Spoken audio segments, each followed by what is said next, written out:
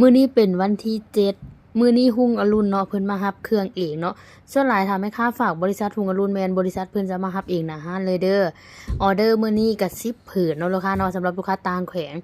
หลายคนมักจะเม้นว่าบ่โอนมัดจำได้บ่แม่ค้า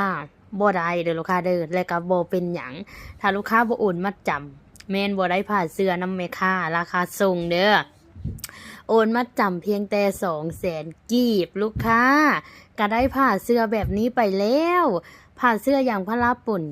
ขนาด6ฟุตราคา1ล้านกับ20,000กีบตู่ความหนา15เซนเด้อลูกค้าเด้อแต่ถ้าผู้ใดอยากได้ตู่ความหนา20เซนแม่ค้าก็มี6ฟุตนี่ขนาด1.80 คูณ 2 เมตรนอนได้3คนต่างแขวงสามารถเก็บเงินปลายทางได้และปลายทางแม่ค้าจะแจ้งลูกค้าในคลิปนี้เลยสำหรับลูกค้าปลายทางเด้อจะฟังให้ละเอียด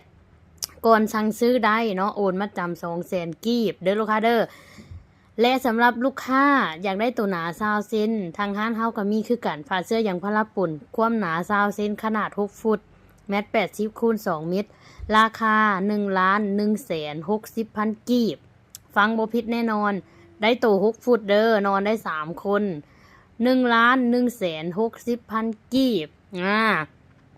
และสำหรับผู้ใดอยากได้เสื้อ2พับทางร้านเฮาก็มีคือกันเสื้อ2พับเฮาก็ฝากต่างแขวงได้คือกันเนาะลูกค้าเนาะแต่ว่าคลิปนี้แม่ค้าจะบ่ได้เว้าราคาเด้อถ้าผู้ใดอยากได้เสื้อ2พับแม่นเลื่อนไปเบิ่งอีกคลิปนึงเนาะลูกค้าเนาะแต่ว่าบ่ได้ลงไว้โดนแล้วล่ะส่วนหลายจะเน้นตัวนี้เลยตัวความหนา20เซนเด้อลูกค้าเด้อความหนา20เซนขนาด1.80 คูณ 2 เมตรเด้อลูกค้าเด้อนี่เลยผ้าเสื้อคือตัวนี้มื้อนี้วันที่7เครื่องเข้า150ผืนมื้ออื่นวันที่8แม่ค้าจะอัพและรีวิวลงให้ลูกค้าเบิ่งใหม่เนาะเพราะว่า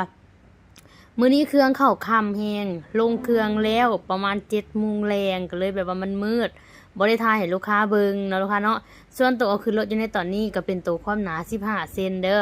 พับเครื่องได้กดงอได้บ่แตกบ่หักเพราะว่าเป็นเสื้ออย่างพลาปุ่นเด้อบ่มีเล็กบ่มีสปริงรับประกันได้เลยบ่แตกบ่หักและเวลานอนบ่มีเสียงดังรบกวน1,000,000%และตูได้กระสอบยังไงนะนี่ตูความหนา20เซนเนี่ยความหนา20เซนเด้อลูกค้าเด้อราคา1,160,000กีบฟังบ่ผิดแน่นอนสามารถพับเครื่องได้แบบนี้เลยเด้อสำหรับผ้าเสื้อของทางห้างนางจิรนานเนาะและที่สำคัญก็คือช่วงนี้ห้านเฮาขายราคาทรงตั้งแต่ผืนแรกเด้อ